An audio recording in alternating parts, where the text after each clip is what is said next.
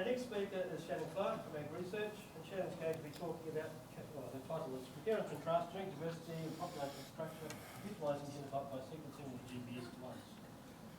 They use it. Great, thanks Neil. Yes, I'm going to talk today as a compare and contrast talk. Really, we have been using genotyping by sequencing for a while in the primary industry within AgResearch, but really wanted to take the opportunity to sort of show that we've actually used this within the industry, but actually now moving over towards biological heritage and for genetic diversity studies. So genotyping by sequencing, what is it? Well, there's two categories. There's a targeted oligo-directed approach. So basically you need a prior knowledge of your genome to be able to do this. Or there's a reduced representational resequencing using a random approach more or less, but you actually use restriction enzymes.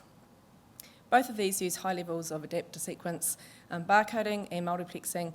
In other words, lots of samples per lane. The number of SNPs you want to interrogate depends on which method you're using. If it's a targeted approach, it can be as low as 100 SNPs, or if it's a restriction enzyme based, it can be up to 1 million SNPs.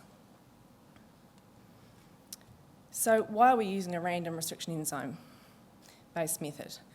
Really is a little upfront development cost compared to an array based, so a SNP chip, or targeted GBS system. You don't need oligoprobe design.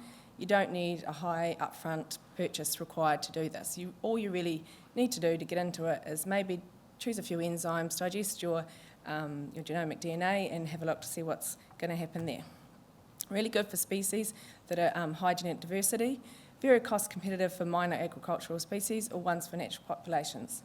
The way that we use other technologies like directed ones such as SNP chips to really make it cost effective for say sheep or cattle is actually having a high volume of chips to actually purchase. So this is not necessarily being able to be used in basically natural populations or minor agricultural species. So potential advantage of actually using GBS is it really does eliminate an ascertainment bias. What I mean by this is when you have a SNP chip, you really have a predetermined set of genotype markers on there. So if you determine these genotype markers for one population, doesn't necessarily mean it's going to be useful for another one, so ascertainment bias. There is a potential disadvantage of GBS. If you have a high effective population size, you really do need to have a whole lot of a high number of SNPs. A lot of the methods that we've been using with GBS, we might be still looking in the 60,000 SNP marker range, but really this is not going to capture the regions of the genome in a high effective population size. You can overcome this by using different enzymes though. But the analysis complexity is really increased with genotyping by sequencing. We've been overcoming that too.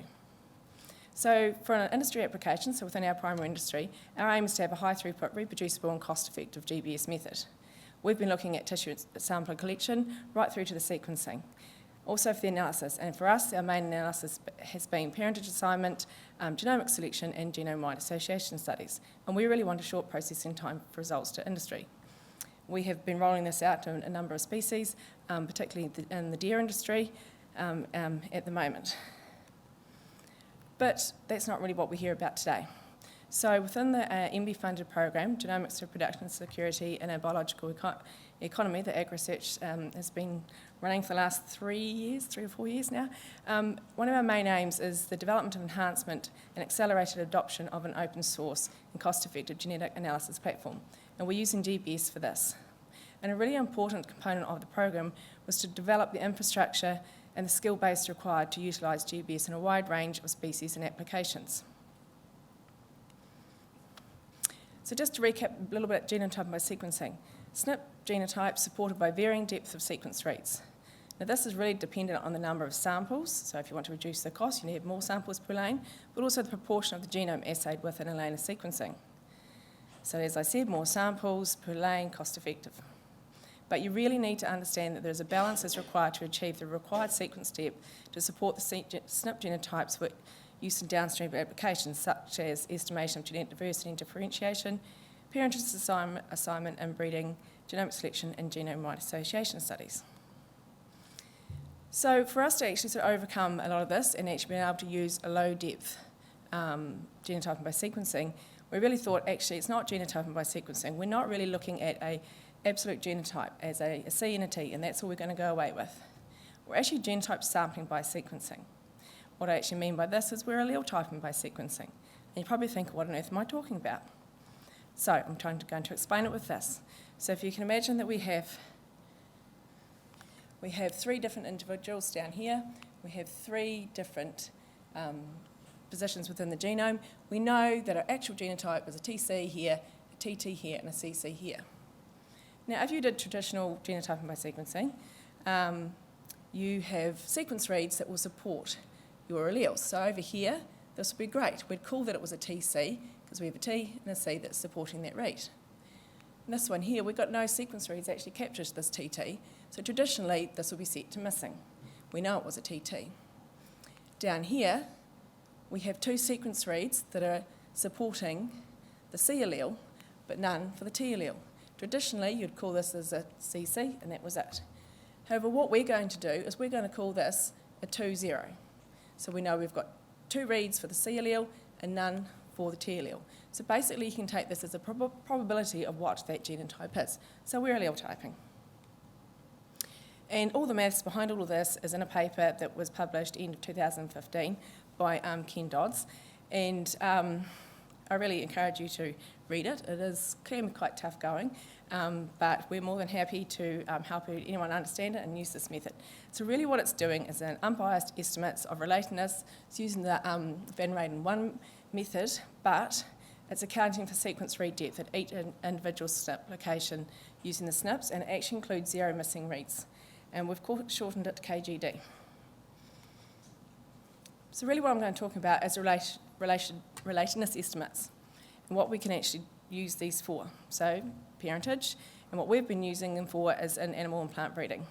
But really what the rest of the talk is going to be about using the relationship matrices for genetic diversity and population genetics. So GBS is a tool for genomic diversity studies.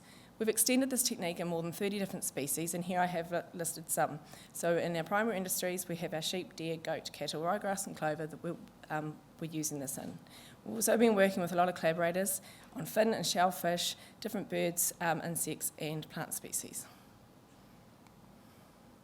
I know there's not a lot of numbers on here, but just as an example of what we're being able to achieve with this.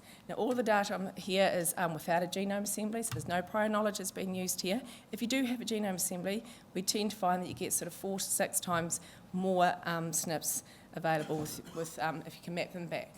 So with some bird species over here, we're using an enzyme combination of PS2 and MSP1. We had 94 in a lane, and you can see you get a range of 84,000 SNPs. There is a reason why there's this small number for a kakapo, which I'll come back to in a minute. I've put some sheep up in here as well, and to compare if you use PST1 or actually add that with a combination. You can see with just PST1, you're getting sort of 50 to 60,000 markers on there, but notice here we've got 94 in a lane and 376 in a lane. So the cost reduction there is quite a lot. Here, though, we actually managed to get a lot more SNPs. You'll notice here, though, we've gone from a SNP supporting the read depth of 7 down to 1.6. We can still use this. A lot of people will say, well, actually, no, you won't be able to. You don't have enough reads supporting that. But with our allele typing, we can. A Pacific salmon here, we've got APK1, which is assaying more of the genome. So you do get 160,000 SNPs. In fact, if we actually map this back to a giraffe landing page genome that we do have, you're up around 500,000. So you've got an HD SNP chip, just straight out with no development, really. And then also, if you increase the number of samples with that, we're still getting a reasonable number of SNPs. And rainbow trout here, 384 samples per lane, we're getting a depth of just around 3 and 33,000 SNPs. So one people, they will say to me, well, you know, how good really is it? And we had we sort of have the luxury, I suppose, to actually compare this to a lot of other genotyping tools, such as the SNP chip, which most people are quite happy to use. So this is just an example from sheep. We've compared GBS data to a low-density SNP chip and a high-density SNP chip. And the correlations between the relationship matrices with this are up in the 99%.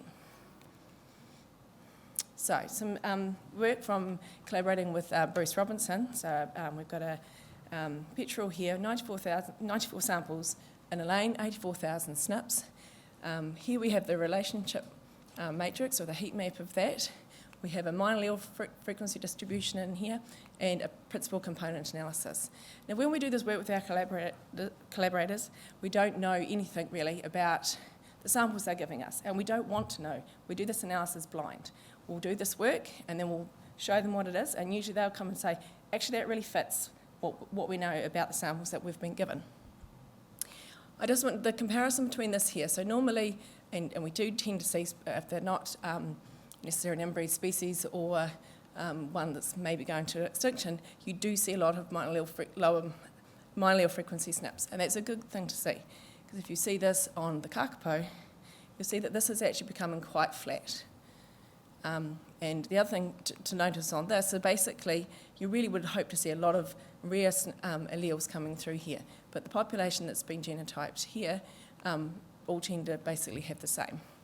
In this PCA plot here, I just want to point out that most of the genetic diversity is seen in the first principal component, and it really is these animals in here. So these animals here are basically explaining all the genetic diversity, well, a lot of it, in this population of samples.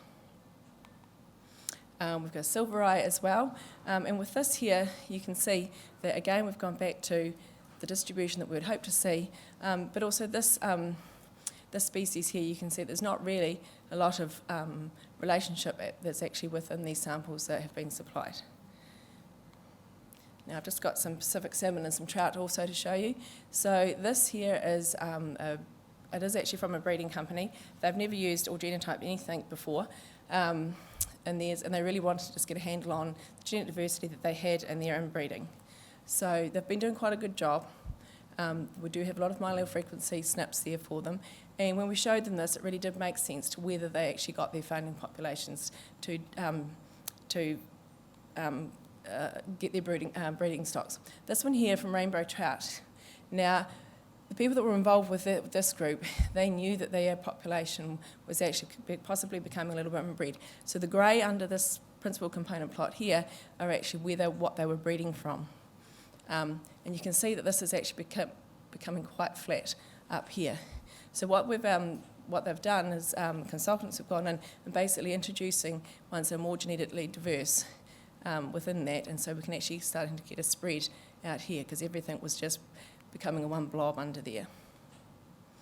So in summary, I hope that I've showed you that we can use a method that we've been working hard for an primary industry perspective. It really is for genomic selection, that we can extend this out to genetic diversity in species within New Zealand. It really is an unbiased estimation, and we can use low depth GBS. And this is really important because it makes it very cost effective to do so. And the other thing is, people tend to filter out heavily so that they have Mendelian SNPs that are within all the individuals they're looking at, but they're chucking out all the information that's actually of use. So this method allows you to actually use that and look at all the allele frequencies for all your animals in your research. So many genetic analyses can be based on relatedness estimates, I hope you've seen that, rather than just an absolute genotype call. We continue to work on GWAS, so genome-wide association studies for this, and also LD mapping using this so that we can actually order and orientate a lot of the genomes that we've got also. We're investigating alternative SNP calling, including the genome-based SNP calling. And the reason why I'm saying this is because the method that we've been using here is it's basically a unique tassel pipeline, and it's fast, conservative and fast. However, we also want to really make use of a genome if we can make use of the genome. However, that can be very computer intense and take a long time, especially if you're genotyping 60 to 100,000 samples that need genomic selection within a week or so. So we really are working on that side of it too. So just acknowledgements, a whole lot of people from AgResearch, but also our collaborators within this work was Bruce Robson for University of Otago, and from Cawthron, Jane and Seamus. Thanks.